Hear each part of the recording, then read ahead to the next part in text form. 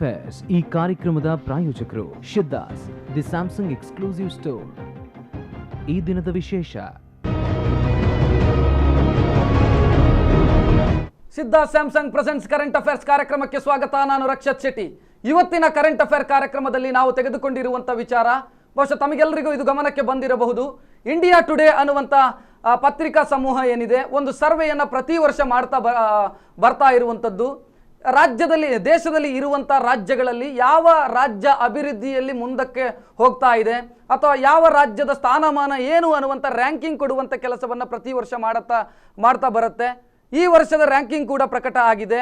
ಆ ರ್ಯಾಂಕಿಂಗ್ನಲ್ಲಿ ಕರ್ನಾಟಕಕ್ಕೆ ಸಂಬಂಧಪಟ್ಟ ಹಾಗೆ, ನಮ್ಮ ರಾಜ್ಯ ಕರ್ನಾಟಕಕ್ಕೆ ಸಂಬಂಧಪಟ್ಟ ಹಾಗೆ ಖುಷಿ ಕೊಡುವಂಥ ವಿಚಾರ ಇದೆ. ಕರ್ನಾಟಕ ಕಳೆದ ವರ್ಷಕ್ಕಿಂತ ಹೆಚ್ಚಿನ ಸಾಧನೆ ಮಾಡಿದೆ ಅನ್ನುವಂಥ ಮಾಹಿತಿ ಇಂಡಿಯಾ ಟುಡೇ ಸಮೂಹ ನೀಡ್ತಾ ಇರುವಂಥ ಸರ್ವೆಯಲ್ಲಿ ಬರ್ತಾ ಇರುವಂಥದ್ದು. ಸೊ ಈ ವಿಚಾರವನ್ನು ಇಟ್ಟುಕೊಂಡು ನಾವು ಇವತ್ತು ಮಾತನಾಡಬೇಕು. BJP ಅವರು ಏನು ಹೇಳ್ತಾರೆ, ಯಾಕಂತೇಳಿದರೆ BJP ಅವರು ಯಾವತ್ತೂ ಹೇಳೋದಕ್ಕಿದೆ, ಏನ್ರಿ ಸಿದ್ದರಾಮಯ್ಯ ಅವರ ಸರ್ಕಾರ ಏನೂ ಮಾಡಿಲ್ಲ, ಯಾವುದೇ ಡೆವಲಪ್ಮೆಂಟ್ ಕೆಲಸ ಆಗಿಲ್ಲ ಅಂತ BJP ಅವರು ಹೇಳ್ತಾರೆ. ಅದೇ ರೀತಿ ಕಾಂಗ್ರೆಸ್ನವರಿಗೆ ಅದಕ್ಕೆ ಉತ್ತರ ಕೊಡಲಾಗದಂಥ ಇದ್ದ ಸಂದರ್ಭದಲ್ಲಿ ಇವತ್ತು ಆ ಸರ್ವೆ ಏನಿದೆ ಅದನ್ನು ತೋರಿಸಿ ಅವರಿಗೆ ಮಾತನಾಡಬಹುದು. ಮತ್ತು ಸ್ವತಃ CM ಸಿದ್ದರಾಮಯ್ಯ ಅವರು ಕೂಡ ಇವತ್ತು ಬೆಂಗಳೂರಿನಲ್ಲಿ ಮಾತಾಡಿದ್ದಾರೆ, ನಮಗೆ 3ನೇ ಸ್ಥಾನ ಸಿಕ್ಕಿದೆ ಅನ್ನುವಂಥದ್ದು. ಸೊ ಯಾವ ರಾಜ್ಯಕ್ಕೆ ಏನೇನು ರೇಟಿಂಗ್ ಇದೆ ಅನ್ನುವಂಥ ಮಾಹಿತಿಯನ್ನು ಮೊದಲಿಗೆ ನಾನು ನಿಮ್ಮ ಮುಂದೆ ಇಡ್ತಾ ಇದ್ದೀನಿ, ಆನಂತರ ಚರ್ಚೆ ಮಾಡ್ತೀವಿ. ಮೊದಲಿಗೆ ಆ ರೇಟಿಂಗ್ ನಿಮ್ಮ ಮುಂದೆ ಬರ್ತಾ ಇದೆ. ಮೊದಲಿಗೆ ಬರ್ತಾ ಇರುವಂಥದ್ದು ನರೇಂದ್ರ ಮೋದಿ ಅವರ ತವರು ರಾಜ್ಯ ಗುಜರಾತಿನ ಲೆಕ್ಕಾಚಾರ. 2014ರಲ್ಲಿ 6ನೇ ಸ್ಥಾನದಲ್ಲಿತ್ತು ಗುಜರಾತ್. 2015ರಲ್ಲಿ ಅಂದರೆ ಈ ವರ್ಷ ಇದು ದೊಡ್ಡ ರಾಜ್ಯಗಳ ಪಟ್ಟಿಯನ್ನು ನಿಮ್ಮ ಮುಂದೆ ಇಡ್ತಾ ಇರುವಂಥದ್ದು. 2014ರಲ್ಲಿ 6ನೇ ಸ್ಥಾನದಲ್ಲಿದ್ದಂಥ ಗುಜರಾತ್ 2015ರಲ್ಲಿ 1ನೆಯ ಸ್ಥಾನವನ್ನು ಪಡೆದುಕೊಂಡಿರುವಂಥದ್ದು. ಮೊದಲ ಸ್ಥಾನದಲ್ಲಿದೆ. BJP ಅವರು ಯಾವತ್ತೂ ಹೇಳೋದಿದೆ ಗುಜರಾತ್ ಮಾದರಿ ಅನ್ನುವಂಥದ್ದು. ಸೊ ಇಲ್ಲೂ ಕೂಡ ಅದು ಪ್ರೂವ್ ಆಗ್ತಾ ಇದೆ. 2015ರಲ್ಲಿ 1ನೆಯ ಸ್ಥಾನದಲ್ಲಿ ಗುಜರಾತ್ ರಾಜ್ಯ ಇರುವಂಥದ್ದು. ಅಲ್ಲಿನ ಮುಖ್ಯಮಂತ್ರಿ ಆನಂದಿಬೆನ್ ಪಟೇಲ್ ಪ್ರಧಾನಮಂತ್ರಿಯವರ ರಾಜೀನಾಮೆಯ ನಂತರ ಆ ಸ್ಥಾನಕ್ಕೆ ಬಂದಂಥವರು. ಸೊ 1ನೆಯ ಸ್ಥಾನದಲ್ಲಿ 2015ರಲ್ಲಿ ಗುಜರಾತ್. ಇನ್ನು ನಮ್ಮ ಪಕ್ಕದ ರಾಜ್ಯ ಕೇರಳ ರಾಜ್ಯದ ಫಲಿತಾಂಶ ನಿಮ್ಮ ಮುಂದೆ ಇದೆ. ಕೇರಳದಲ್ಲಿ 2014ರಲ್ಲಿ 3ನೆಯ ಸ್ಥಾನದಲ್ಲಿತ್ತು ಕೇರಳ. ಒಂದು ಸ್ಥಾನವನ್ನು ಮತ್ತಷ್ಟು ತನ್ನ ಸಾಧನೆಯನ್ನು ಉತ್ತಮಪಡಿಸ್ತಾ ಇದೆ. 2015ರಲ್ಲಿ 2ನೆಯ ಸ್ಥಾನ. ಕೇರಳದಲ್ಲಿ ಕಾಂಗ್ರೆಸ್ ಸರ್ಕಾರ ಇರುವಂಥದ್ದು, ಕಾಂಗ್ರೆಸ್ ಮತ್ತು ಎಡಪಂಥೀಯ ಸರ್ಕಾರ ಇರುವಂಥದ್ದು. 2ನೆಯ ಸ್ಥಾನ ಕೇರಳ, ನಮ್ಮ ಪಕ್ಕದ ರಾಜ್ಯ, ಚಿಕ್ಕ ರಾಜ್ಯ, ಇದು ಅಭಿವೃದ್ಧಿಯಲ್ಲಿ 2ನೆಯ ಸ್ಥಾನದಲ್ಲಿದೆ ಅನ್ನುವಂಥ ಮಾಹಿತಿ. ಇನ್ನು ಮುಂದೆ ಬರ್ತಾ ಇದೆ ಕರ್ನಾಟಕ. ನಮ್ಮ ರಾಜ್ಯ 2014ರಲ್ಲಿ 9ನೆಯ ಸ್ಥಾನದಲ್ಲಿತ್ತು, 2013ರಲ್ಲಿ 15ನೇ ಸ್ಥಾನದಲ್ಲಿತ್ತು. ಇವತ್ತು 2015ರಲ್ಲಿ 3ನೆಯ ಸ್ಥಾನದಲ್ಲಿ ಕರ್ನಾಟಕ ಇದೆ ಅನ್ನುವಂಥದ್ದು ಇಂಡಿಯಾ ಟುಡೇ ಕೊಡ್ತಾ ಇರುವಂಥ ಮಾಹಿತಿ. CM ಸಿದ್ದರಾಮಯ್ಯ ಅವರ ಅಭಿವೃದ್ಧಿ ಕೆಲಸಗಳು ವರ್ಕೌಟ್ ಆಗಿದೆಯಾ ಅನ್ನುವಂಥ ಪ್ರಶ್ನೆಗೆ ಬಹುಶಃ ಇಲ್ಲಿ ಉತ್ತರ ಇದೆ ಅಂತ ನಾವು ಅಂದ್ಕೊಳ್ಬೇಕಾಗತ್ತೆ. ಕರ್ನಾಟಕ 3ನೆಯ ಸ್ಥಾನದಲ್ಲಿ ಇದೆ, 9ನೆಯ ಸ್ಥಾನದಲ್ಲಿ ಇದ್ದಂಥದ್ದು 3ನೆಯ ಸ್ಥಾನಕ್ಕೆ ಬಂದಿರುವಂಥದ್ದು. ಇನ್ನು BJP ಮತ್ತು ಅದರ ಮಿತ್ರ ಪಕ್ಷ ಆಡಳಿತ ನಡೆಸ್ತಾ ಇರುವಂಥ ಜಮ್ಮು ಕಾಶ್ಮೀರದಲ್ಲಿ 2014ರಲ್ಲಿ 12ನೆಯ ಸ್ಥಾನದಲ್ಲಿತ್ತು. ಈ ವರ್ಷ ಚುನಾವಣೆ ಆದಂಥದ್ದು 2015ರಲ್ಲಿ. ಸೊ ಈ ಸಂದರ್ಭದಲ್ಲಿ ಜಮ್ಮು ಕಾಶ್ಮೀರ 4ನೆಯ ಸ್ಥಾನದಲ್ಲಿದೆ. BJPಯ ಮೈತ್ರಿಕೂಟ ಇರುವಂಥದ್ದು. ಮುಫ್ತಿ ಮೊಹಮ್ಮದ್ ಶಹೀದ್ ಅವರು ಮುಖ್ಯಮಂತ್ರಿ ಆಗಿರುವಂಥ ರಾಜ್ಯ ಜಮ್ಮು ಕಾಶ್ಮೀರ. ಯಾವತ್ತು ಯುದ್ಧ ಭೀತಿಯಲ್ಲಿರುವಂಥ ರಾಜ್ಯ, ಹಲವು ಸಮಸ್ಯೆಗಳನ್ನು ಎದುರಿಸ್ತಾ ಇರುವಂಥ ರಾಜ್ಯ, ಇದು 4ನೆಯ ಸ್ಥಾನದಲ್ಲಿ ಇದೆ ಅನ್ನುವಂಥ ಮಾಹಿತಿ. ಇನ್ನು ಒಡಿಶಾ 2014ರಲ್ಲಿ 16ನೇ ಸ್ಥಾನದಲ್ಲಿತ್ತು, 2015ರಲ್ಲಿ 5ನೇ ಸ್ಥಾನದಲ್ಲಿದೆ. ಬಿಜು ಜನತಾದಳದ ಆಡಳಿತ ಇರುವಂಥ ರಾಜ್ಯ ಇದು ಒಡಿಶಾ. ಇದು ಈ ಬಾರಿ 5ನೆಯ ಸ್ಥಾನದಲ್ಲಿದೆ ಒಡಿಶಾ ಅನ್ನುವಂಥದ್ದು. ನವೀನ್ ಪಟ್ನಾಯಕ್ ಅಲ್ಲಿನ ಮುಖ್ಯಮಂತ್ರಿಗಳು 2014ರಲ್ಲಿ 16, 2015ರಲ್ಲಿ 5ನೆಯ ಸ್ಥಾನದಲ್ಲಿದೆ. ಇನ್ನು ಮಹಾರಾಷ್ಟ್ರ BJP ಮತ್ತು ಶಿವಸೇನೆ ಆಡಳಿತ ಇರುವಂಥ ರಾಜ್ಯ 2014ರಲ್ಲಿ 14ನೇ ಸ್ಥಾನದಲ್ಲಿತ್ತು, 2015ರಲ್ಲಿ 6ನೆಯ ಸ್ಥಾನದಲ್ಲಿದೆ. ದೇವೇಂದ್ರ ಫಡ್ನವೀಸ್ ಹಲವು ಸಮಸ್ಯೆಗಳ ನಡುವೆಯೂ ಕೂಡ 6ನೆಯ ಸ್ಥಾನಕ್ಕೆ ತಂದು ನಿಲ್ಲಿಸಿದ್ದಾರೆ ಅನ್ನುವಂಥದ್ದು ಅವರ ಸಾಧನೆ ಅಂತ ನಾವು ತಿಳ್ಕೊಳ್ಬೇಕಾಗತ್ತೆ, ಈ ಸಮೀಕ್ಷೆಯನ್ನು ಆಧಾರವಾಗಿಟ್ಟುಕೊಂಡು ಮಾತಾಡೋದಾದರೆ. ಇನ್ನು ಅಸ್ಸಾಂ 2014ರಲ್ಲಿ 19ನೆಯ ಸ್ಥಾನದಲ್ಲಿತ್ತು, 2015ರಲ್ಲಿ 7ನೆಯ ಸ್ಥಾನದಲ್ಲಿದೆ. ಅಸ್ಸಾಂನಲ್ಲಿ ಇನ್ನೇನೋ ಚುನಾವಣೆ ಕೂಡ ಬರೋದಕ್ಕೆ ಇದೆ. ಅಲ್ಲಿ ಆಪರೇಷನ್ ಕಮಲ ಕೂಡ ನಡೀತಾ ಇದೆ. 7ನೆಯ ಸ್ಥಾನಕ್ಕೆ ಏನೇ ಸಮಸ್ಯೆ ಇದ್ದರೂ ಕೂಡ ನಾವು 7ನೆಯ ಸ್ಥಾನಕ್ಕೆ ಬಂದಿದ್ದೇವೆ ಅಂತ ಅಸ್ಸಾಂನಲ್ಲಿ ಕಾಂಗ್ರೆಸ್ಸಿಗರು ಹೇಳಿಕೊಳ್ಳಬಹುದು. 2014 19, 2015ರಲ್ಲಿ 7ನೆಯ ಸ್ಥಾನ. ಇನ್ನು ಹರಿಯಾಣ BJP ಸರ್ಕಾರ ಇರುವಂಥದ್ದು 2018ರಲ್ಲೂ 8ನೇ ಸ್ಥಾನ ಇತ್ತು, 2014ರಲ್ಲೂ 8ನೇ ಸ್ಥಾನ ಇತ್ತು, 2015ರಲ್ಲೂ 8ನೇ ಸ್ಥಾನ ಇದೆ. ಇದು ಹರಿಯಾಣ ಹರಿಯಾಣ ರಾಜ್ಯದಲ್ಲಿ ಏನೇ ದೊಡ್ಡ ಚೇಂಜಸ್ ಆಗಲಿಲ್ಲ. ಹಿಂದೆ ಇರುವಂಥ ರೆಕಾರ್ಡನ್ನೇ ಈ ಬಾರಿ ಕೂಡ ಕಂಟಿನ್ಯೂ ಮಾಡ್ತಾ ಬರ್ತಾ ಇದೆ. ಇನ್ನು ಆಂಧ್ರ ಪ್ರದೇಶ 2014ರಲ್ಲಿ 5ನೇ ಸ್ಥಾನದಲ್ಲಿತ್ತು. ಆಗ 2 ರಾಜ್ಯಗಳು ಒಟ್ಟಾಗಿತ್ತು. 2015ರಲ್ಲಿ 9ನೇ ಸ್ಥಾನದಲ್ಲಿದೆ. ಅಂದರೆ 2 ರಾಜ್ಯಗಳು 2 ರಾಜ್ಯ ಸ್ಪ್ಲಿಟ್ ಆದ ಕಾರಣಕ್ಕೋ, ತೆಲಂಗಾಣ ಮತ್ತು ಸೀಮಾಂಧ್ರ ಅನ್ನುವಂಥ ಸ್ಪ್ಲಿಟ್ ಆದ ಕಾರಣಕ್ಕೋ ಗೊತ್ತಿಲ್ಲ. ಇದು ಸೀಮಾಂಧ್ರ ಅಂದರೆ ಆಂಧ್ರ ಪ್ರದೇಶದ ಚಂದ್ರಬಾಬು ನಾಯ್ಡು ಮುಖ್ಯಮಂತ್ರಿ ಆಗಿರುವಂಥ ಆಂಧ್ರ ಪ್ರದೇಶದ ಲೆಕ್ಕಾಚಾರ 2014ರಲ್ಲಿ 5ನೇ ಸ್ಥಾನ, 2015ರಲ್ಲಿ 9ನೇ ಸ್ಥಾನ. ಇವರು ಈಗ ಹೊಸ ರಾಜಧಾನಿ ಎಲ್ಲ ಮಾಡೋದಕ್ಕೆ ಹೊರಟಿದ್ದಾರೆ. ಡೆವಲಪ್ಮೆಂಟ್ ಪ್ರಕ್ರಿಯೆ ಸಾಗ್ತಾ ಇದೆ. ಇದು 9ನೇ ಸ್ಥಾನದಲ್ಲಿ ಆಂಧ್ರ ಪ್ರದೇಶ ಇರುವಂಥದ್ದು. ಇನ್ನು ಕೊನೆಯದಾಗಿ ತೆಲಂಗಾಣ 2014ರಲ್ಲಿ ಇರಲಿಲ್ಲ, ಈ ಸ್ಟೇಟೇ ಇರಲಿಲ್ಲ. 2015ರಲ್ಲಿ ಇದು 10ನೇ ಸ್ಥಾನದಲ್ಲಿ ಇದೆ. ಸೊ ತೆಲಂಗಾಣವನ್ನು ಗಮನಿಸಿದರೆ ಒಳ್ಳೆಯ ಡೆವಲಪ್ಮೆಂಟನ್ನು ನಾವು ಕರಿಬೇಕಾಗತ್ತೆ. ಯಾಕಂತ ಹೇಳಿದರೆ ಒಮ್ಮೆ ಬೂದಿಯಿಂದ ಎದ್ದಂಥ ರಾಜ್ಯ ಅಂತ ಕರಿಬೇಕು, ಹೊಸ ರಾಜ್ಯ ಆಗಿರೋದ್ರಿಂದ. 2015ರಲ್ಲಿ 10ನೇ ಸ್ಥಾನದಲ್ಲಿ ತೆಲಂಗಾಣ ಇದೆ ಅನ್ನುವಂಥ ಮಾಹಿತಿ.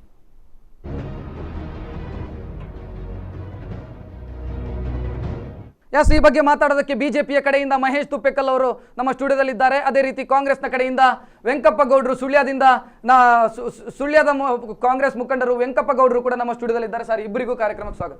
ಸರ್, ನೀವು ಮೊದಲಿಗೆ ನಿಮ್ಮನ್ನೇ ಮಾತಾಡಿಸಬೇಕು. ಒಂದು ಕಡೆಯಲ್ಲಿ ನಿಮಗೆ ಆ ಸಮೀಕ್ಷೆಯನ್ನ ಅಥವಾ ಸರ್ವೆಯನ್ನ ಒಪ್ಪಿಕೊಳ್ಳುವಂತ ಮನಸ್ಥಿತಿಯಲ್ಲೂ ಇಲ್ಲ, ಒಪ್ಪದೇ ಇರೋದಕ್ಕೂ ಗೊತ್ತಿಲ್ಲ. ಇಂಥ ಪರಿಸ್ಥಿತಿಯಲ್ಲಿ ಇದ್ದೀರಿ, ಏನ್ ಹೇಳ್ತೀರಿ ಇದನ್ನ? ಮೊದಲಾಗಿ ಕರ್ನಾಟಕ ಜನತೆಗೆ ಅಭಿನಂದನೆಯನ್ನು ಸಲ್ಲಿಸ್ತೇನೆ. ನೆನಪಿಟ್ಕೊಳ್ಳಿ, ಕರ್ನಾಟಕದ ಜನತೆಗೆ, ಕರ್ನಾಟಕದ ಸಿದ್ದರಾಮಯ್ಯ ಸರ್ಕಾರಕ್ಕೆ ಅಲ್ಲ. ಗುಜರಾತ್ ನಂಬರ್ 1 ಬಂದ್ರೆ ಅದು ನರೇಂದ್ರ ಮೋದಿಗೆ ಕ್ರೆಡಿಟ್, ಗುಜರಾತ್ನ ನಾಗರಿಕರಿಗಲ್ಲ. ನೋಡಿ, ಕರ್ನಾಟಕ ನಂಬರ್ 3 ಬಂದ್ರೆ ಕರ್ನಾಟಕದ ಜನತೆಗೆ ಕ್ರೆಡಿಟ್, ಸಿದ್ದರಾಮಯ್ಯ ಅವರಿಗೆ ಅಲ್ಲ. ಇದರದ ಅರ್ಥ ಏನು? ಆ ರೀತಿಯ ದ್ವಂದ್ವ ನಿಲುವು ನಮ್ಮಲ್ಲಿ ಯಾವಾಗಲೂ ಇಲ್ಲ. ನಾನು ಅದನ್ನು ನಿಮಗೆ ಸಂಪೂರ್ಣವಾಗಿ ಬಿಚ್ಚಿಡ್ತೇನೆ. ಇವತ್ತಿನ ಒಂದು ಪ್ರಮುಖ ಪತ್ರಿಕೆಯಲ್ಲಿ ಅದರ ಬಗ್ಗೆ ಬಂದಿದೆ, ಸಂತೋಷ ಆಯಿತು ನೋಡಿ. ಅದರ ಡೀಪ್ ಆಗಿ ನಾವು ನೋಡಿದ್ದೇವೆ. ಯಾಕಂದ್ರೆ ಅದರಲ್ಲಿ ಕಳೆದ 4 ವರ್ಷದಿಂದ ಕಳೆದ 3 ವರ್ಷದಿಂದ ಕರ್ನಾಟಕದಲ್ಲಿ ಬಂಡವಾಳ ಹೂಡಿಕೆಗೆ ಯಾವುದೇ ಒಂದು ಸಮಿತಿ ಆಗಲಿಲ್ಲ. ಏನು ನವೆಂಬರ್ ಅಲ್ಲಿ ನಡೆಯಬೇಕಿತ್ತು ಇನ್ವೆಸ್ಟ್ ಕರ್ನಾಟಕ, ಅದು ಕೂಡ ನೆಕ್ಸ್ಟ್ ಇಯರ್ 2016ಗೆ ಮುಂದೆ ಹೋಗಿದೆ. ಅಲ್ಲಿ ಅವರು ಕೊಟ್ಟ ಒಂದು ಪಾಯಿಂಟ್, ಈಗ ಒಂದು ಪಾಯಿಂಟ್ ಇಟ್ಕೊಂಡು ನಾನು ಚರ್ಚೆ ಮಾಡ್ತೇನೆ. ಉಳಿದ ಪಾಯಿಂಟ್ ನಂತರ ನಾವು ಡೀಟೇಲ್ ಆಗಿ ನೆಕ್ಸ್ಟ್ ನಾವು ತಗೊಳ್ಳೋದಕ್ಕೆ ಇದೆ. 3ನೇ ಸ್ಥಾನದಲ್ಲಿದ್ದದ್ದು 2ನೇ ಸ್ಥಾನಕ್ಕೆ ಹೋಗಿದೆ. ಕರ್ನಾಟಕದ ಸಿದ್ದರಾಮಯ್ಯ ಸರ್ಕಾರ ಏನೂ ಪ್ರಯತ್ನ ಮಾಡದೆ ಅಲ್ಲಿ ಹೂಡಿಕೆಗಳು ಎಲ್ಲಿಂದ? ಮಹೇಶ್ ತುಪ್ಪೆಕಲ್ ಅವರು ಹೇಳುವಂತದ್ದು, ನೀವು ಮಾಡ್ತಾ ಇರುವಂತಹ ಹೂಡಿಕೆದಾರರ ಸಮಾವೇಶ ಮಾಡಿದ್ರೆ ಮಾತ್ರ ಹೂಡಿಕೆ ಬರ್ತದೆ ಅಂತನೋ ಅಲ್ಲ. ಅಷ್ಟಕ್ಕೆ ನರೇಂದ್ರ ಮೋದಿ ಅವರು ಮಾಡಿದ ಮೇಕ್ ಇನ್ ಇಂಡಿಯಾದ ಎಫೆಕ್ಟ್ ಆಗಿ ಸುಮಾರು 1,325 ಕೋಟಿ 1,325 ಕೋಟಿ ಕರ್ನಾಟಕಕ್ಕೆ ಬಂದಿದೆ. ಅದರ ಪ್ರತಿಫಲವಾಗಿ ಕರ್ನಾಟಕ 3ನೇ ಸ್ಥಾನದಿಂದ 2ನೇ ಸ್ಥಾನಕ್ಕೆ ಹೋಗಿದೆ. ಸ್ಪಷ್ಟಪಡಿಸಿ ಬಿಡಿ ತುಪ್ಪೆಕಲ್ ಅವರು, ಈ ಸಮೀಕ್ಷೆಯನ್ನ ಒಪ್ತಿರೋ ಬಿಡ್ತಿರೋ ಅಂತ. ಅಲ್ಲ, ಇದೊಂದು ಪ್ರೈವೇಟ್ ಖಾಸಗಿ ಚಾನಲ್ ಅಥವಾ ಖಾಸಗಿ ಸಂಸ್ಥೆ ಮಾಡಿದ ಸಮೀಕ್ಷೆ. ನಾವು ಯಾವ ಸಮೀಕ್ಷೆಗೂ ಎರಡು ಮಾತು ಹೇಳೋಗಿಲ್ಲ. ಯಾಕೆಂದ್ರೆ ನಮ್ಮ ಇದು ಸರ್ವೆ ಯಾವ ಸರ್ವೆಗೂ ನಾವು 2 ಮಾತು ಹೇಳೋಗಿಲ್ಲ. ಯಾಕೆಂದ್ರೆ ನಮ್ಮ GDP ಕೂಡ ಸರ್ವೆ ಮುಖಾಂತರವೇ ಆಗುದು. ನಮ್ಮ ದೇಶದ GDP ಅಥವಾ ಯಾವುದೇ ದೇಶದ GDP ಕೂಡ ನಾವು ಕ್ಯಾಲ್ಕುಲೇಟ್ ಮಾಡೋದು ಸರ್ವೆ ಮುಖಾಂತರ. ಹಾಗೆ ಸರ್ವೆ ಬಗ್ಗೆ 2 ಮಾತು ಎತ್ತುವಾಗಿಲ್ಲ. ಆದ್ರೆ ಈ ಸರ್ವೆಯಲ್ಲಿ ಕರ್ನಾಟಕ ಸರ್ಕಾರ ಯಾವ ಫೀಲ್ಡ್ ಅಲ್ಲಿ ಮೇಲೆ ಹೋಗಿದೆ ಅದನ್ನು ನಾವು ವಿಶ್ಲೇಷಣೆ ಮಾಡಬೇಕಾಗ್ತದೆ.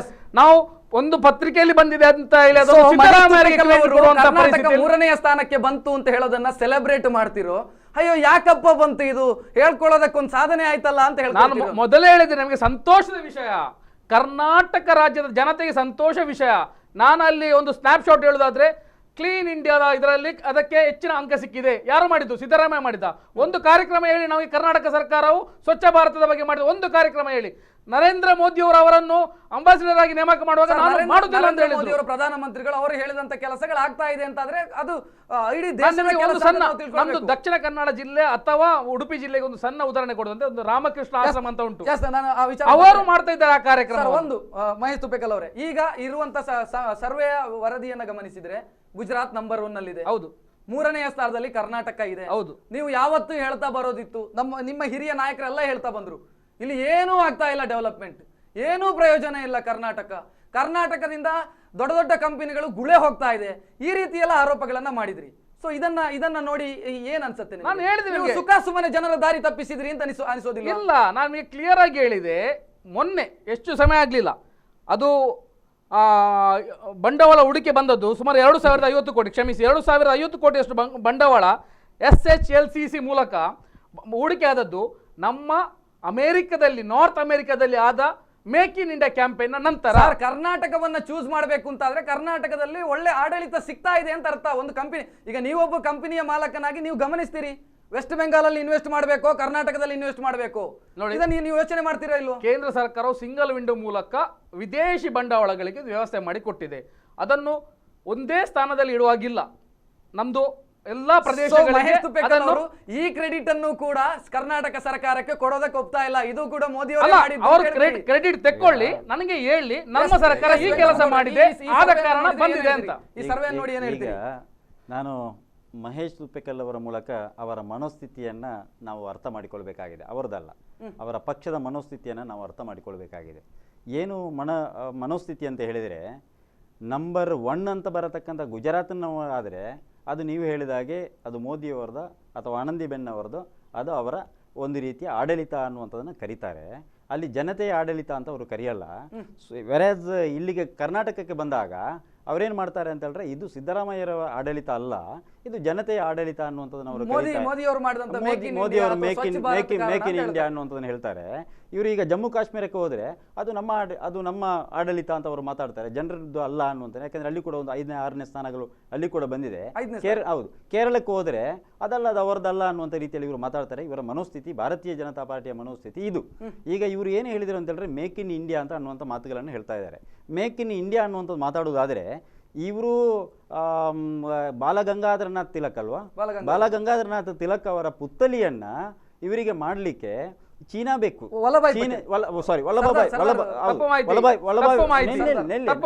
ನೀವು ಮಾತಾಡುವಾಗ ನಾವು ಮಾತಾಡಲಿಲ್ಲ, ನನ್ನ ಚರ್ಚೆಗಳಾಗಲಿ, ಆಮೇಲೆ ಮತ್ತೆ ಮಾತಾಡೋಣ. ವಲ್ಲಭಾಯ್ ಪಟೇಲ್ ಅವರ ಪುತ್ಥಳಿಯನ್ನ ಚೀನಾದಲ್ಲಿ ಮಾಡ್ತಾ ಇದ್ದಾರೆ. ಅದು ಮೇಡ್ ಇನ್ ಚೀನಾ ಅಂತ ಆಗ್ತದೆ, ಮೇಡ್ ಇನ್ ಚೀನಾ ಅಂತ ಆಗ್ತದೆ, ಮೇಕ್ ಇನ್ ಇಂಡಿಯಾ ಅಂತ ಆಗುವಂಥದ್ದು ಇಲ್ಲ. ಸೊ ಎಲ್ಲವನ್ನ ಅಲ್ಲಿ ಮಾಡ್ಕೊಂಡು ಬರ್ತಾರೆ, ಇಲ್ಲಿ ಅವರ ಹೆಸರು ಕರೆಯತಕ್ಕಂಥದ್ದು ಅನ್ನುವಂಥದ್ದು ಮಾತಾಡ್ತಾ ಇದ್ದಾರೆ. ಹಾಗೆಯೇ ಅವರೇನು ಹೇಳಿದ್ರು, ನಾವು ಅಮೆರಿಕಕ್ಕೆ ಹೋದೆವು, ಅಮೆರಿಕದಲ್ಲಿ ಯಾವುದೋ ಸಮ್ಮೇಳನವನ್ನು ಮಾಡಿದ ನಂತರ ಅದು ಹರಿದು ಬಂತು ಅನ್ನುವಂಥ ವಿಚಾರಗಳನ್ನ ಇವರೇನು ಬಂಡವಾಳ ಮಾಡ್ತಾ ಇದ್ದಾರಲ್ಲ, ನನಗೆ ಸ್ಪಷ್ಟವಾಗಿ ಕೊಡಲಿ, ಯಾವ ಇದಕ್ಕೆ ಬಂದಿದೆ, ಏನು ಅವರು ಅನುದಾನವನ್ನು ಬಂದು ಯಾವ ಉದ್ದಿಮೆಗಳು ಅದರಿಂದ ಪ್ರಾರಂಭ ಆಗಿದೆ. ಮೊನ್ನೆ ಬಂದು ಒಂದು ನಿಮಿಷ ವೆಂಕಪ್ಪಗೌಡರು, ಈ ಸರ್ವೆಯ ಬಗ್ಗೆ ಖುಷಿ ಇದೆ ನಿಮಗೆ? ಸರ್ವೆ ನನ್ನ ಪ್ರಕಾರ ಸರ್ವೆ ಒಂದು ರೀತಿಯ ಸರ್ವೆ ಮಾಡಿದ್ದಾರೆ. ನಮ್ಮ ಮನೋಸ್ಥಿತಿ ನಮಗೆ ಬೇಕಾದ ರೀತಿಯಲ್ಲಿ ಮಾತಾಡತಕ್ಕಂಥ ಮನೋಸ್ಥಿತಿ ಅಲ್ಲ. ಒಂದು ವಿಚಾರ ಸರಿ ಅಂತ ಹೇಳಿದ್ರೆ ಸರಿ, ಅದು ಒಂದು ವಿಚಾರ ನಮ್ಮದು ಸರಿ. ಗುಜರಾತ್ ನಂಬರ್ 1 ಒಪ್ತೀರಿ ನೀವು? ಓಕೆ, ಗುಜರಾತ್ ನಂಬರ್ 1 ಅಂತ ಹೇಳಿದ್ರೆ ಗುಜರಾತ್ ನಂಬರ್ 1 ಒಪ್ತೇನೆ. ಕರ್ನಾಟಕ ನಂಬರ್ 3 ಅಂತ ಹೇಳಿದ್ರೆ ಕರ್ನಾಟಕ ನಂಬರ್ 3, ಕೇರಳ ನಂಬರ್ 2. ನಿಮ್ಮ ನಾಯಕ ಬಹಳ ಸಲ ಹೋಗಿ ಒಮ್ಮೆ ಗುಜರಾತ್ ಹೋಗಿ ನೋಡ್ಕೊಂಡು ಬನ್ನಿ. ಇದಕ್ಕೆ ಚರ್ಚೆ ಆಗಬೇಕು. ಇದು ಯಾಕೆ ನಾನು ಗುಜರಾತ್ ನೋಡಿಲ್ಲ,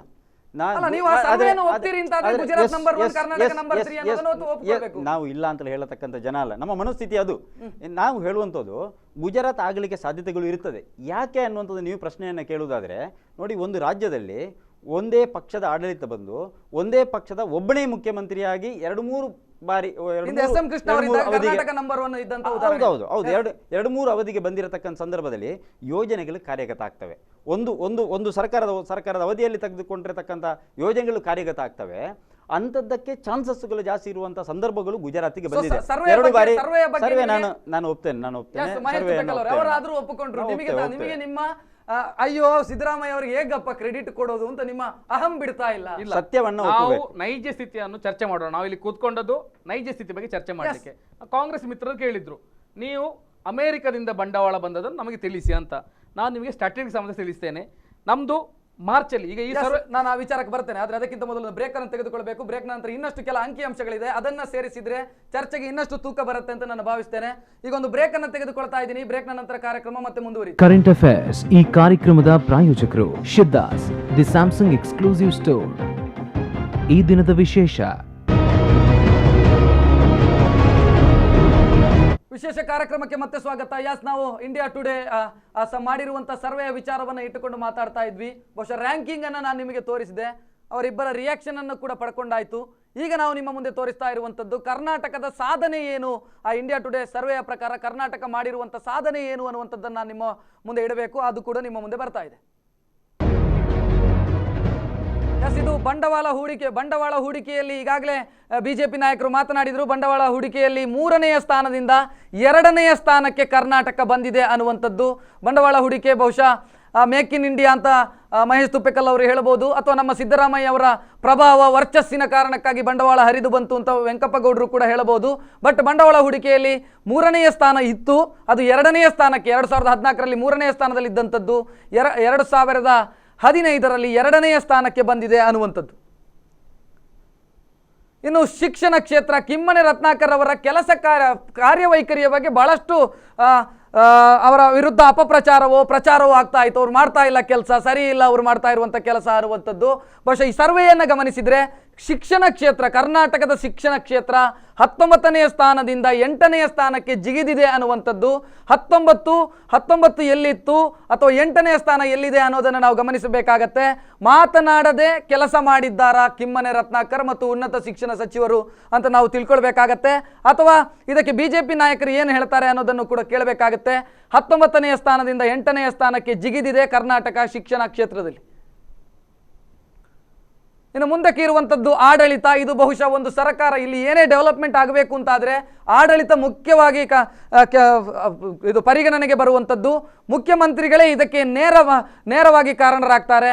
ಆಡಳಿತ 18ನೇ ಸ್ಥಾನದಲ್ಲಿ ಇತ್ತು 2014ರಲ್ಲಿ, 13ನೇ ಸ್ಥಾನಕ್ಕೆ ಬಂದಿದೆ, 5 ಸ್ಥಾನ ಹೆಚ್ಚು ಮಾಡಿಕೊಂಡಿದೆ. ಅಂದರೆ 5 ಸ್ಥಾನ ಬೆಟರ್ ಆಗಿದ್ದೇವೆ ನಾವು ಅನ್ನುವಂಥದ್ದು. 18ರಿಂದ 13ನೇ ಸ್ಥಾನಕ್ಕೆ ಇದು ಆಡಳಿತದ ವಿಚಾರದಲ್ಲಿ. ಸೊ ಇದು ಕರ್ನಾಟಕದ ಸಾಧನೆಯ ಪಟ್ಟಿಯಲ್ಲಿ ಇರುವಂಥದ್ದು ಕಳೆದ ವರ್ಷದಿಂದ ಈ ವರ್ಷಕ್ಕೆ.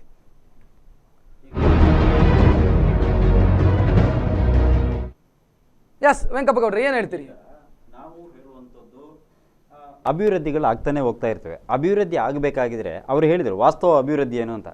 ನನ್ನ ಚಿಂತನೆ ಮತ್ತು ನನ್ನ ಅನುಭವ ಮೂಲಕ ನಾನು ಹೇಳುವುದಾದರೆ ಅಭಿವೃದ್ಧಿಗೆ ಪೂರಕವಾಗಿರತಕ್ಕಂಥ ವಾತಾವರಣಗಳು ನಿರ್ಮಾಣ ಆಗಬೇಕು. ಅವರು ಜನತೆ ಅಂತ ಹೇಳಿದಾರಲ್ಲ, ನಾನು ಜನತೆಯನ್ನು ಹಿಂದೆ ಅಥವಾ ಜನತೆ ತಪ್ಪು ಅನ್ನುವಂಥದ್ದನ್ನು ಜನತೆ ಸಹಾಯ ಮಾಡಲಿಲ್ಲ ಅನ್ನುವಂಥದ್ದು ಹೇಳುವಂತಲ್ಲ. ಒಬ್ಬ ಜನರ ಸಾರ್ವಜನಿಕರ ಸಹಭಾಗಿತ್ವದಿಂದಲೇ ಅಥವಾ ಅವರ ಕಾಪರೇಷನಿಂದಲೇ ಅಭಿವೃದ್ಧಿ ಆಗುವಂಥದ್ದು. ಅದು ಹೇಗೆ ಅನ್ನುವಂಥದ್ದು ನೀವು ಕೇಳುವುದಾದರೆ, ಒಂದು ಫ್ಯಾಕ್ಟ್ರಿ ಏನಾದ್ರು ಓಪನ್ ಮಾಡಬೇಕಾಗಿದ್ರೆ, ದೊಡ್ಡ ದೊಡ್ಡ ಪ್ರಾಜೆಕ್ಟ್ಗಳನ್ನು ಮಾಡಬೇಕಾಗಿದ್ರೆ ಇದಕ್ಕೆ ಜನರ ಸಹಭಾಗಿತ್ವ ಅಥವಾ ಜನರ ಸಹಕಾರ ನಮಗೆ ಅಗತ್ಯ. ಇವತ್ತು ಎತ್ತಿನ ಹೊಳೆ ನೀವು ಹೇಳಬಹುದು.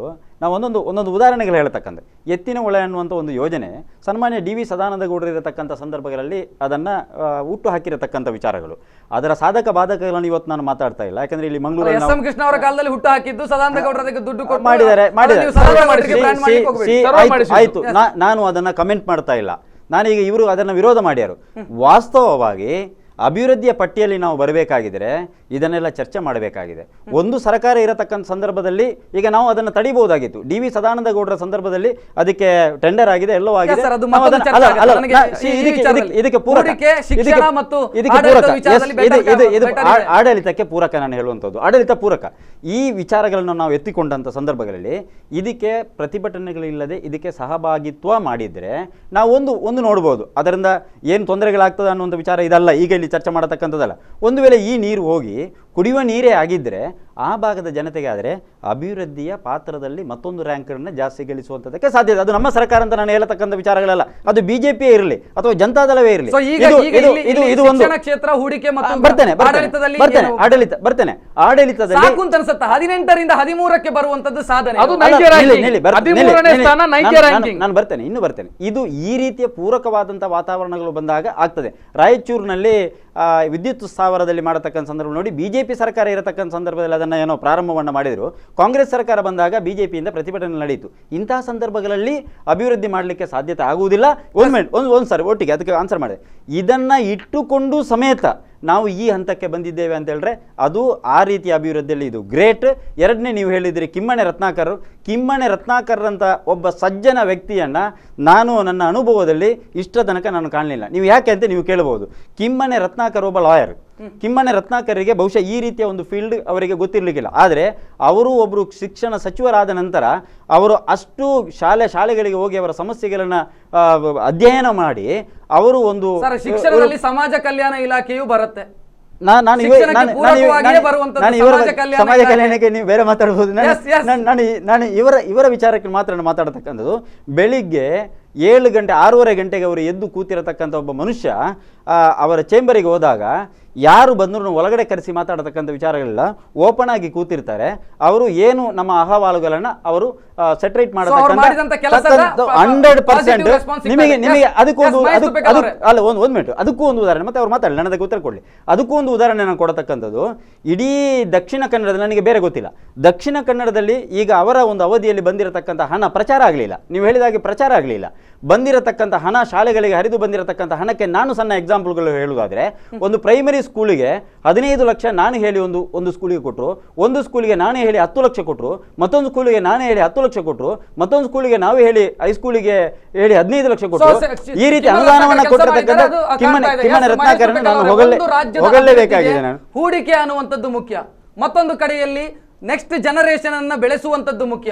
ಅದು ಶಿಕ್ಷಣ ಕ್ಷೇತ್ರದಲ್ಲಿ ಸಾಧನೆ ಕಾಣ್ತಾ ಇದೆ, ಹೂಡಿಕೆ ಕ್ಷೇತ್ರದಲ್ಲಿ ಸಾಧನೆ ಕಾಣ್ತಾ ಇದೆ, ಮತ್ತು ಎಲ್ಲಕ್ಕಿಂತ ಮುಖ್ಯವಾಗಿ ಆಡಳಿತದಲ್ಲಿ ಬೆಟರ್ ಆಗ್ತಾ ಹೋಗಬೇಕು, ಅದು ಕೂಡ ಆಗ್ತಾ ಇದೆ. ಮತ್ತೆ ನೀವು ಹೇಗೆ ಅದನ್ನು ಅಪಸ್ವರ ತೆಗೆಯೋದಕ್ಕೆ ಸಾಧ್ಯ ಇದೆ?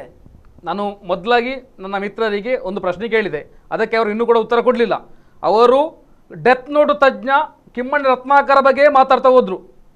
ಎಸ್, ಅದು ನಂದಿತ ಪ್ರಕರಣ ವಿಚಾರ. ಮತ್ತೆ ಅದನ್ನ ನಾನು ಹೇಳುದು, ಇವರು 2.5 ವರ್ಷದಲ್ಲಿ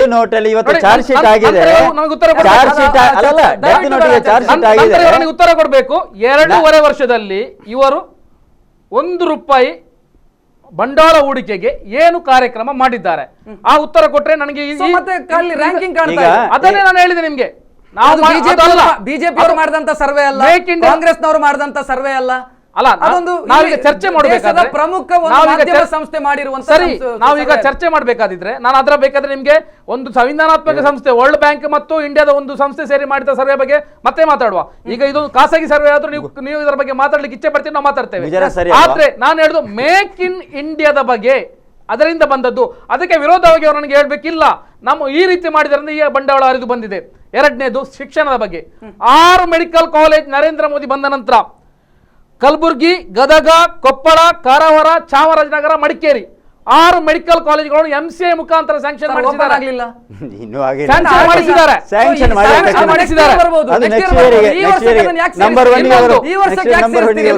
ಇನ್ನೊಂದು ಹೇಳ್ತೇನೆ, ಕೊಡಗಲ್ಲಿ ಮೆಡಿಕಲ್ ಕಾಲೇಜ್ ಇವರೇನು ಮಿರಾಕಲ್ ಮಾಡಿಲ್ಲ, ಕಾಂಗ್ರೆಸ್ ಸರ್ಕಾರ ಏನು ಮಿರಾಕಲ್ ಮಾಡಿಲ್ಲ. 3,880 ಕೋಟಿ ಕಳೆದ ವರ್ಷ ಇದ್ದ ಬಜೆಟ್ ಅನ್ನು ಕೇವಲ 16 ಕೋಟಿ ಹೆಚ್ಚು ಮಾಡಿ 3,896 ಕೋಟಿ ಮಾಡಿದ್ದಾರೆ. ಅದಲ್ಲದೆ ಕೇಂದ್ರ ಸರ್ಕಾರದ ಬಜೆಟ್ ಬೇರೆ, ಇಂಪ್ಲಿಮೆಂಟ್ ಬೇರೆ. ಬಜೆಟ್ ಇಲ್ಲಿ ಯಾವ ಕೆಲಸ ಮಾಡ್ತಾರೆ? ಹಣ ಇಲ್ಲದೆ ಒಂದು ಕೆಲಸ ಮಾಡ್ಬೇಕಾದ್ರೆ ಅದಕ್ಕೆ ಹಣ ಒದಗಿಸಬೇಕು. ಹಣ ಒದಗಿಸಿದ್ರೆ ಯಾವ ರೀತಿ ಕೆಲಸ ಮಾಡ್ತಾರೆ? 16 ಕೋಟಿಯಲ್ಲಿ ಇವರಿಗೆ 9 ಸ್ಥಾನ ಜಂಪ್ ಆಗಿದೆ. ಕೇಂದ್ರ ಸರ್ಕಾರದ ಹಿರಿಮೆ ಗರಿಮೆ, ವಿಜ್ಞಾನ ಸುಜ್ಞಾನ, ಸ್ವಾವಲಂಬನೆ, ಅಭ್ಯಾಸ, ಜ್ಞಾನ ಪ್ರಸಾರ ಇಂಥ 5-6 ಕಾರ್ಯಕ್ರಮಗಳನ್ನು ಅನುಷ್ಠಾನ ಮಾಡಿ ಇವತ್ತು ನಮ್ಮ ಶಿಕ್ಷಣ ಮಾಡಿದ್ದಾರೆ. ಅನುಷ್ಠಾನ ಮಾಡಿ 8ನೇ ಸ್ಥಾನದಲ್ಲಿದ್ದಾರೆ. ಇಲ್ಲಿ ಪ್ರಶ್ನೆ ಇರುವಂತದ್ದು, ಅನುಷ್ಠಾನ ಕರ್ನಾಟಕ ಅನುಷ್ಠಾನ ಮಾಡಿ ತನ್ನ ಗಳಿಕೆಯನ್ನ ಜಾಸ್ತಿ ಮಾಡ್ತಾ ಹೋಗ್ತಾ ಇದೆ. ಉಳಿದ ಸ್ಟೇಟ್ಗಳಿದಾವೆ, ಯಾಕೆ ಆಗ್ತಾ ಇಲ್ಲ? ಅದನ್ನ ಹೇಳುದು ಕರ್ನಾಟಕ ಬೆಟರ್ ಅಂತ ಒಪ್ಕೊಳ್ಬೇಕು. ಹೌದು, 8ನೇ ಮನಸ್ಸಿನಿಂದ ಒಪ್ಪಿಕೊಳ್ಳಿ. 8ನೇ ಸ್ಥಾನದಲ್ಲಿದ್ದಾರೆ. ಕೇಂದ್ರ ಸರ್ಕಾರದ ಕಾರ್ಯಕ್ರಮಗಳು ಜನತೆಗೆ ಶಿಕ್ಷಣ ಇಲಾಖೆ ಅಧಿಕಾರಿಗಳು ತಲುಪಿಸುವ ಮೂಲಕ 8ನೇ ಸ್ಥಾನಕ್ಕೆ ಬಂದಿದ್ದಾರೆ. ಅದನ್ನು ಒಪ್ಪಿಕೊಳ್ಳಿ. ಮತ್ತೆ ನಾನು ಆಡಳಿತದ ವಿಚಾರಕ್ಕೂ, ಇಡೀ ರಾಜ್ಯದಲ್ಲಿ ವಿಚಾರ ಇರುವಂತದ್ದು ಆಡಳಿತದಲ್ಲಿ 18ರಿಂದ 13ನೇ ಸ್ಥಾನಕ್ಕೆ ಬಂದಿದೆ. ಅದು ನೈಜ ರ್ಯಾಂಕಿಂಗ್. ಇವತ್ತು ಸಿದ್ದರಾಮಯ್ಯರಿಗೆ ಕಾಂಗ್ರೆಸ್ ಸರ್ಕಾರಕ್ಕೆ ಏನಾದ್ರು ನೀವು ಕ್ರೆಡಿಟ್ ಕೊಡ್ಬೇಕಿದ್ರೆ ಆ 13ನೇ ಸ್ಥಾನ 5 ವರ್ಷ ಟೈಮ್ ಮುಖ್ಯಮಂತ್ರಿಗಳಿಗೆ ಇರುವಂತದ್ದು.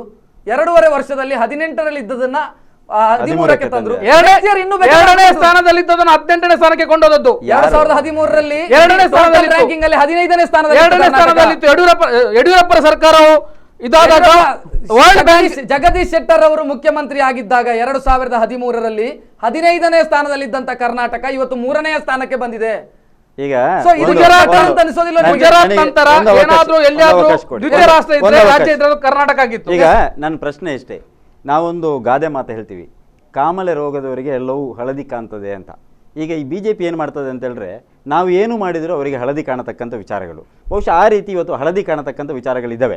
ಅವರಿಗೆ ಆ ರೀತಿ ನಾವು ಏನು ಮಾಡಿದ್ರು ಕೂಡ ಅವರಿಗೆ ಸಂತೋಷ ತರತಕ್ಕಂಥ ವಿಚಾರಗಳಲ್ಲ. ನಾವು ನಾವು ಗುಜರಾತ್ ಹೌದು ಅಂತ ಹೇಳಿದ್ರೆ ನಾವು ಹೌದು ಅಂತ ಹೋಗ್ತೇವೆ. ನಾವು ಆ ರೀತಿಯ ಸತ್ಯ ಮಾತಾಡತಕ್ಕಂಥ ಜನ. ಇವರಿಗೆ ನಾವು ಏನು ಮಾಡಿದ್ರು ಇಲ್ಲ ಅಂತ. ನಾನು ಇನ್ನೂ ಬರ್ತೇನೆ. ಇವರು ಬಹುತೇಕವಾಗಿ ಬಂಡವಾಳದ ವಿಚಾರಗಳನ್ನು ಮಾತಾಡ್ತಾರೆ. ನಾನು ಅದನ್ನೇ ಮಾತಾಡ್ತೇನೆ. ಬಂಡವಾಳದ ಬಗ್ಗೆ ಇವರು ಮಾತಾಡ್ತಿದ್ದಾರೆ.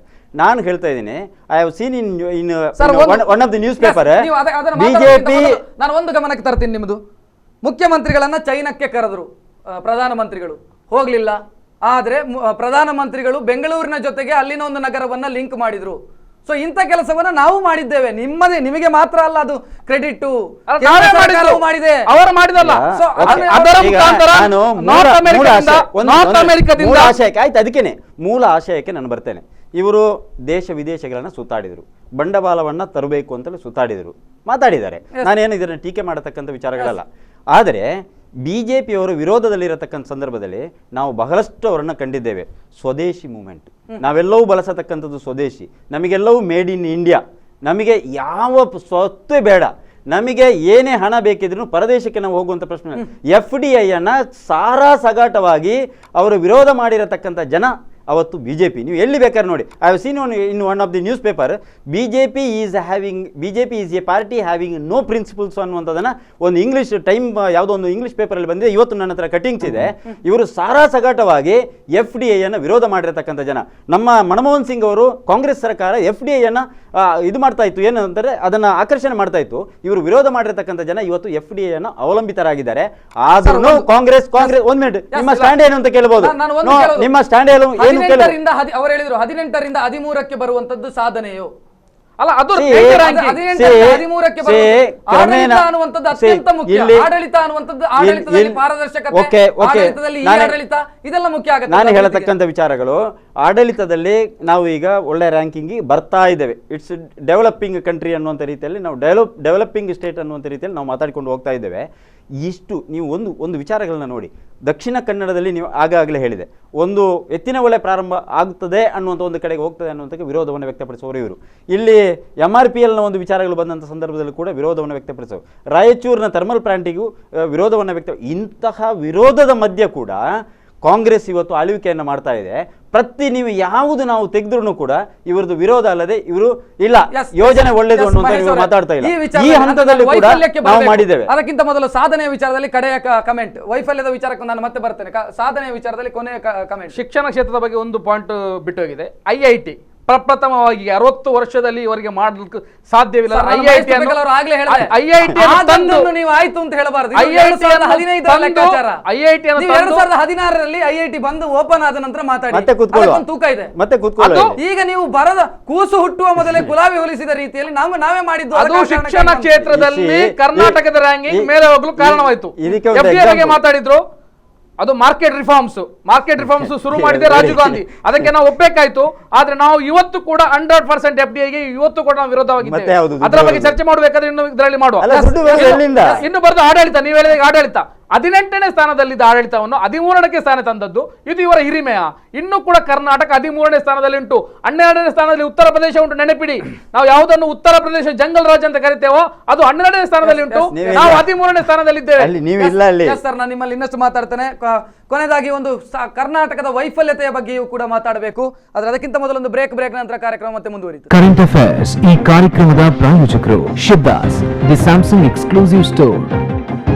ಈ ದಿನದ ವಿಶೇಷ ಕಾರ್ಯಕ್ರಮಕ್ಕೆ ಮತ್ತೆ ಸ್ವಾಗತ. ನಾವು ಆಗ್ಲೇ ಕರ್ನಾಟಕದ ಸಾಧನೆಯ ಬಗ್ಗೆ ಮಾತಾಡಿ ಆಯ್ತು.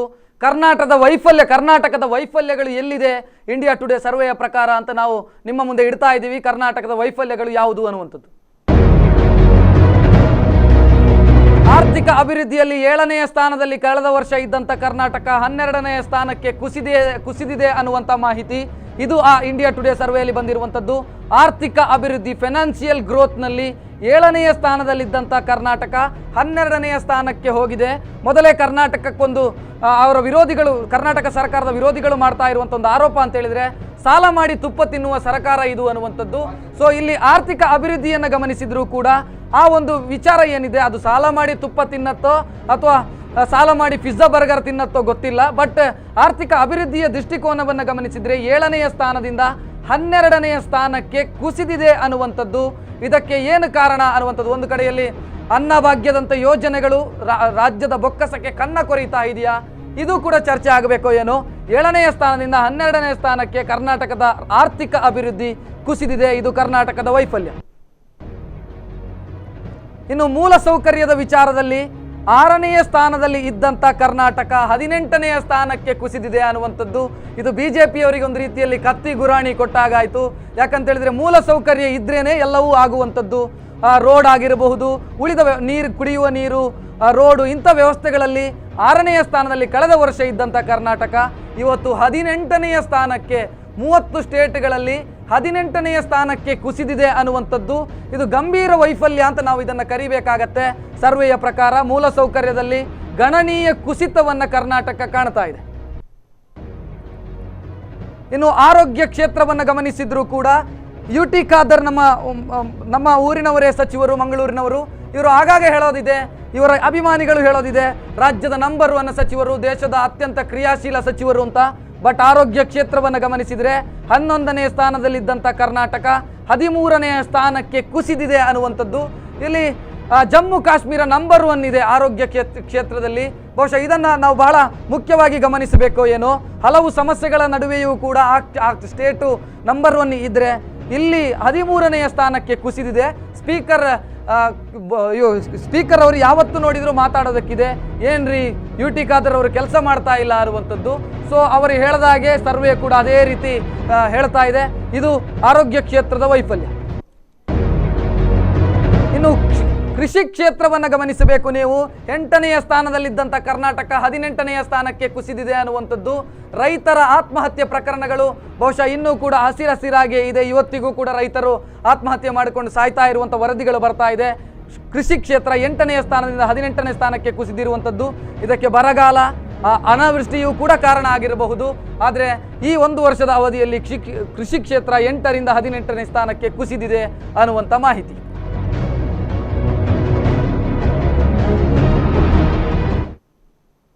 ಎಸ್ ವೆಂಕಪ್ಪಗೌಡ್ರೆ, ಈ ವೈಫಲ್ಯಗಳ ಬಗ್ಗೆ ಏನು ಹೇಳ್ತೀರಿ? ಈಗ ಒಂದೊಂದೇ ತಗೊಳ್ಳೋಣ. ತಾವು ಹೇಳಿರತಕ್ಕಂಥದ್ದು ಒಂದು ಆಡಳಿತದಲ್ಲಿ ಏನು 18ರಿಂದ ಅಲ್ಲ, ಮೂಲಸೌಕರ್ಯದಲ್ಲಿ 8ರಿಂದ 18ಕ್ಕೆ ಕುಸಿದಿದ್ದೀರಿ. ಮೂಲ ಮತ್ತೆ ಆರ್ಥಿಕ ಪ್ರಾರಂಭದಲ್ಲಿ ಆರ್ಥಿಕ ವಿಚಾರದಲ್ಲೂ ಈಗ ಆರ್ಥಿಕ ವಿಚಾರವನ್ನು ಮಾತಾಡಿದ ಸಂದರ್ಭದಲ್ಲಿ ನಾವು ಒಂದು ತಿಳ್ಕೊಳ್ಳುವಂಥದ್ದು ಉಂಟು. ರಾಜಕಾರಣಿಗಳು ಪ್ರಭುಗಳೇ ನಮ್ಮ ಪ್ರಜೆಗಳು, ಅಥವಾ ನಮ್ಮ ಪ್ರಜೆಗಳೇ ನಮ್ಮ ಪ್ರಭುಗಳು ಅನ್ನುವಂಥದ್ದು ತಿಳ್ಕೊಳ್ಳುವಂಥದ್ದು ಉಂಟು. ಹಾಗಾಗಿ ಪ್ರಾರಂಭದಲ್ಲಿ ನಾವೇನು ಮಾಡಿದ್ದೇವೆ ಅಂತ ಹೇಳಿದ್ರೆ, ನಮ್ಮ ಪ್ರಜೆಗಳನ್ನು ಸಮಾಧಾನಪಡಿಸತಕ್ಕಂಥ ಯೋಜನೆಗಳಿಗೆ ನಾವು ಬಂದಿದ್ದೇವೆ. ತಾವು ಹೇಳಿರತಕ್ಕಂಥ ಅನ್ನ ಭಾಗ್ಯ ಇರ್ಬೋದು, ಮೊಟ್ಟೆ ಭಾಗ್ಯ ಇರ್ಬೋದು, ಹಾಲು ಭಾಗ್ಯ ಇರ್ಬೋದು, ಶಾಲೆಗಳಿಗೆ ಶೂ ಭಾಗ್ಯ ಇರ್ಬೋದು, ಪುಸ್ತಕ ಭಾಗ್ಯ ಇರ್ಬೋದು, ಎಲ್ಲ ಭಾಗ್ಯಗಳನ್ನು ನಾವು ಕೊಟ್ಟಿದ್ದೇವೆ. ಭೂಮಿ ಭಾಗ್ಯ ಇರ್ಬೋದು. ಅಂತಹ ಸಂದರ್ಭಗಳಲ್ಲಿ ಒಂದಷ್ಟು ನಾವು ಅನುದಾನವನ್ನು ಆ ಭಾಗಕ್ಕೆ ಟ್ರಾನ್ಸ್ಫರ್ ಮಾಡುವಾಗ ಕಾನ್ಸಂಟ್ರೇಷನ್ ಮಾಡತಕ್ಕಂಥ ಸಂದರ್ಭಗಳಲ್ಲಿ ಒಂದಷ್ಟು ಅದಕ್ಕೆ ಉಪಯೋಗ ಆಗಿದೆ ಅನ್ನುವಂಥದ್ದನ್ನು ನಾವು ತಿಳ್ಕೊಳ್ಬೋದು. ಅದಕ್ಕೆ ನಮಗೆ ಪೂರಕವಾಗಿ ಸೆಂಟ್ರಲ್ ಗೌರ್ಮೆಂಟಿಂದ ನಮಗೆ ಸಹಕಾರ ಕೂಡ ಬರಲಿಲ್ಲ.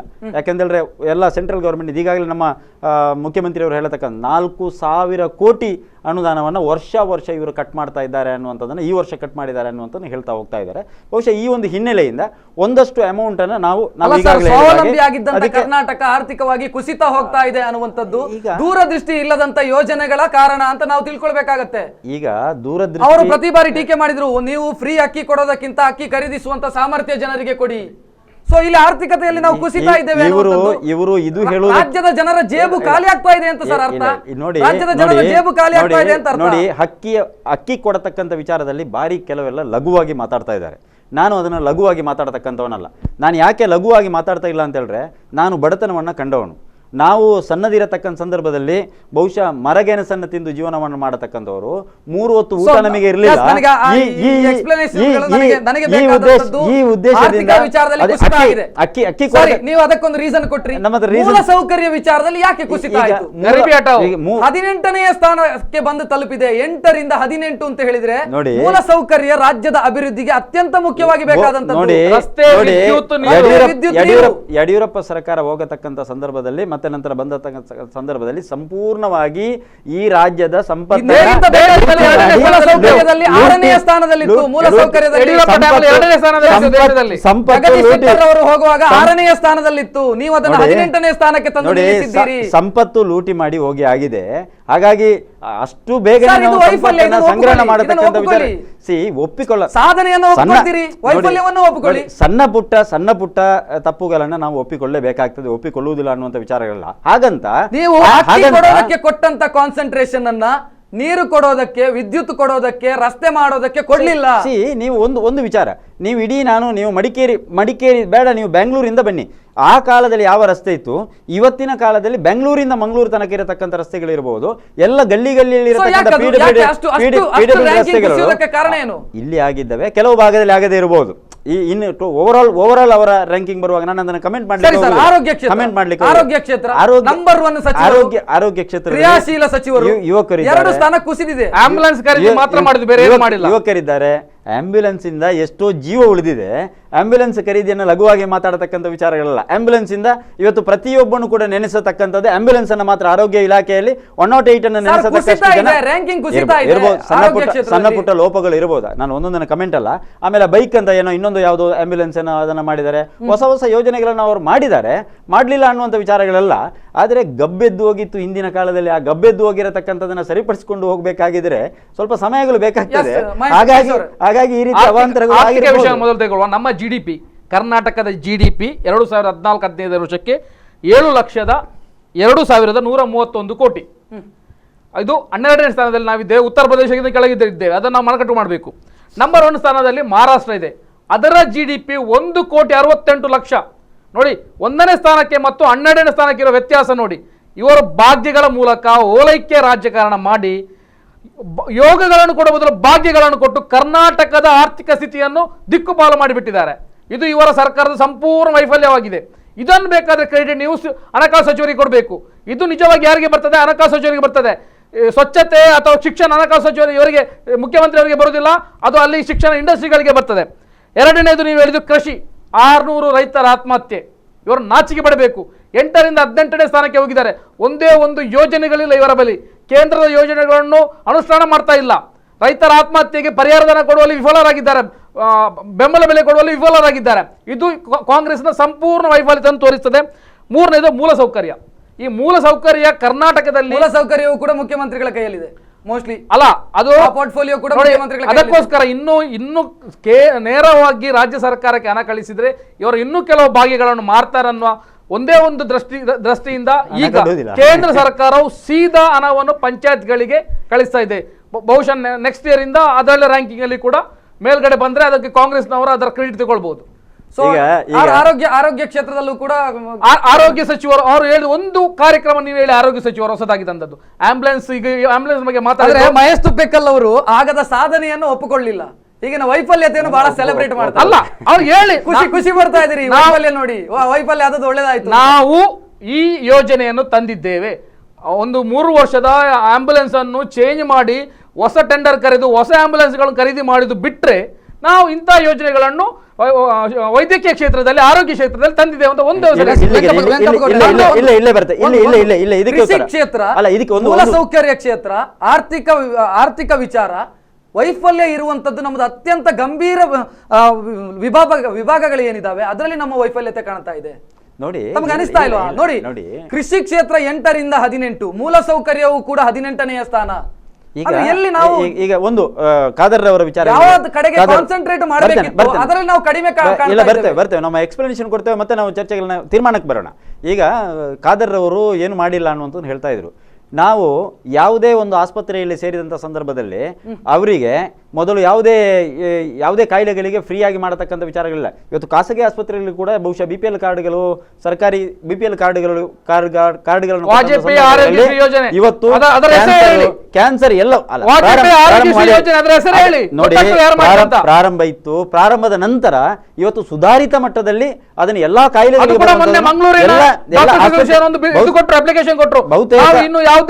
ಕಾರ್ಮಿಕರ ಕಾರ್ಡ್ ಇಂದ ನಾವು ಯಾವುದೇ ಆರೋಗ್ಯ ಇದು ಮಾಡುದಿಲ್ಲ, ಯಾಕೆಂದ್ರೆ ನಮಗೆ ಇಷ್ಟು ಕೋಟಿ ರೂಪಾಯಿ ಬಾಕಿ ಉಂಟಂತ. ನೋಡಿ, ಅದು ಸಾಧನೆ.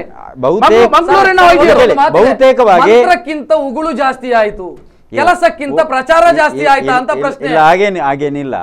ಪ್ರಚಾರ ನಾವು ಜಮ್ಮು ಕಾಶ್ಮೀರಕ್ಕಿಂತ ಕೆಳಗಿದ್ದೇವೆ ನೋಡಿ. ಅದು ಭಾರಿ 13ನೇ ಸ್ಥಾನ ನೋಡಿ. ಅದು ಭಾರಿ ಕರ್ನಾಟಕದಲ್ಲಿ 13ನೇ ಸ್ಥಾನ, ಇದು ದೇಶದಲ್ಲಿ 13ನೇ ಸ್ಥಾನ.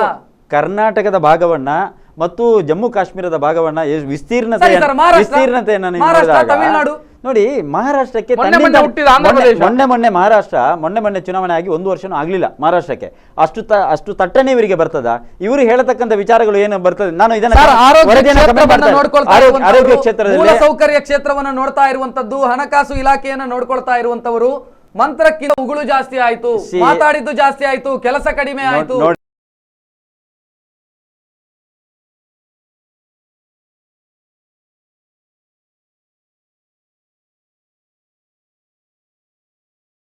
ಸಲ ಬಜೆಟ್ ಮಂಡಿಸಿದ್ದಾರೆ, 12 ಸಲ ಬಜೆಟ್ ಮಂಡಿಸಿದ್ದಾರೆ. ಸೊ ಎಲ್ಲಿ ನಮಗೆ ಇವತ್ತಿನ ಪರಿಸ್ಥಿತಿ ಏನು ನೋಡಿ?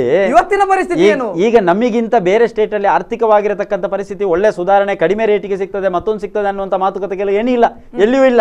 ನಾವು ಮಾಡಿದಷ್ಟೇ ಇರತಕ್ಕಂಥ ವಿಚಾರಗಳು. ಇವರು ಕೃಷಿ ಕ್ಷೇತ್ರ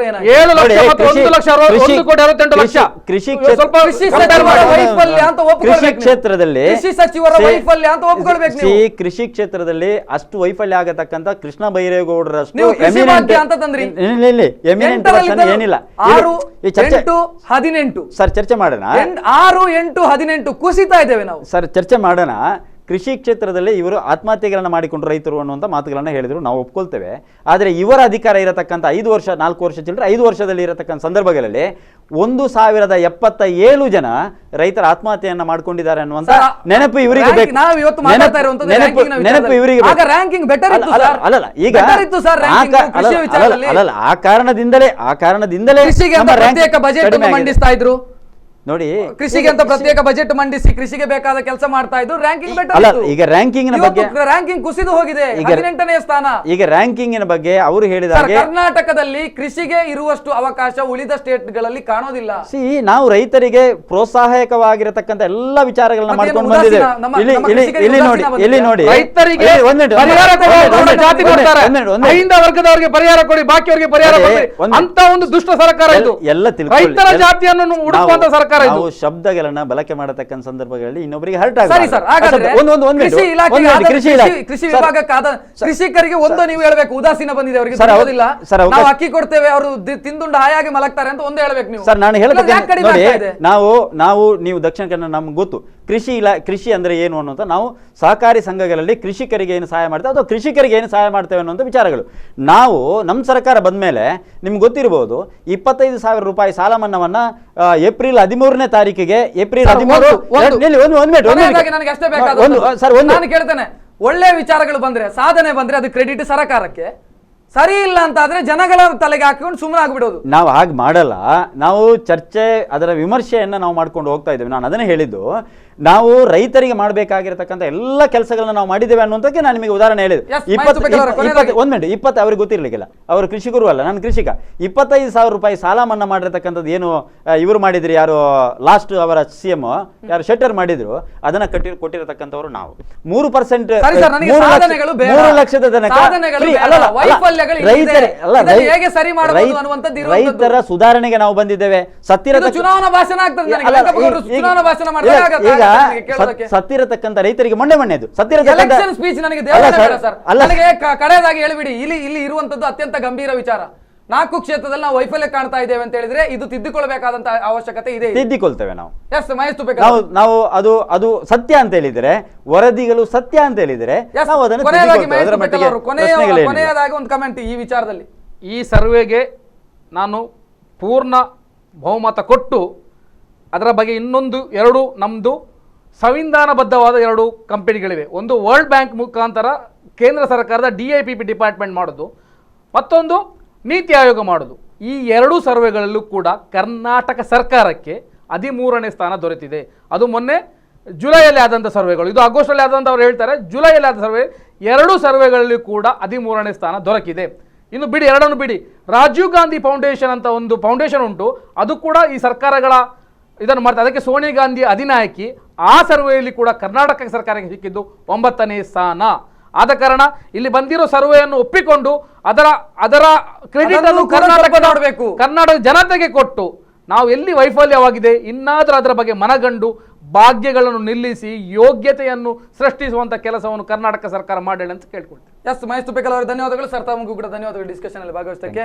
ಇದು ಇವತ್ತಿನ ವಿಶೇಷ. ಇಂಡಿಯಾ ಟುಡೇ ಮಾಡಿರುವಂತಹ ಸರ್ವೆ ವಿಚಾರದಲ್ಲಿ ಏನು ಬಂದಿದೆ, ಸಾಧನೆಗಳು ಒಂದು ಕಡೆಯಾದ್ರೆ, ಸಾಧನೆಗಳಿಗೆ ಮುಖ್ಯಮಂತ್ರಿಗಳು ತನ್ನ ಬೆನ್ನನ್ನು ತಾವೇ ತಟ್ಟಿಕೊಂಡ್ರು. ಇವತ್ತು ಬೆಂಗಳೂರಿನಲ್ಲಿ ನಾವು ಅದ್ಭುತ ಕೆಲಸವನ್ನು ಮಾಡಿದ್ದೇವೆ ಅಂತ ನಮಗೆ ಸರ್ವೆಗಳು ಹೇಳ್ತಾ ಇದೆ ಅಂತ.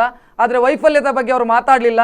ಸೊ ಅದನ್ನೂ ಕೂಡ ಅವರು ಕಾನ್ಸಂಟ್ರೇಟ್ ಮಾಡಬೇಕಾಗಿದೆ. ಯಾಕಂತ ಹೇಳಿದ್ರೆ ವೈಫಲ್ಯತೆ ಕಾಣ್ತಾ ಇರುವಂಥ ಇಲಾಖೆಗಳನ್ನು, ಬಹಳಷ್ಟು ಇಲಾಖೆಗಳನ್ನು ಅವರೇ ಮ್ಯಾನೇಜ್ ಮಾಡ್ತಾ ಇದ್ದಾರೆ ಅನ್ನುವಂಥದ್ದು ಕೂಡ ಬಹಳ ಮುಖ್ಯವಾಗಿ ಗಮನಿಸಬೇಕಾದಂಥದ್ದು. ಇದು ಇವತ್ತಿನ ವಿಶೇಷ. ನಿಮ್ಮೂರಿನ ನಿರಂತರ ಸುದ್ದಿಗಾಗಿ ನೋಡ್ತಾ ಇರಿ ಸ್ಪಂದನ. ಕರೆಂಟ್ ಅಫೇರ್ಸ್ ಈ ಕಾರ್ಯಕ್ರಮದ ಪ್ರಾಯೋಜಕರು Siddhas, the Samsung exclusive store. ಈ ದಿನದ ವಿಶೇಷ.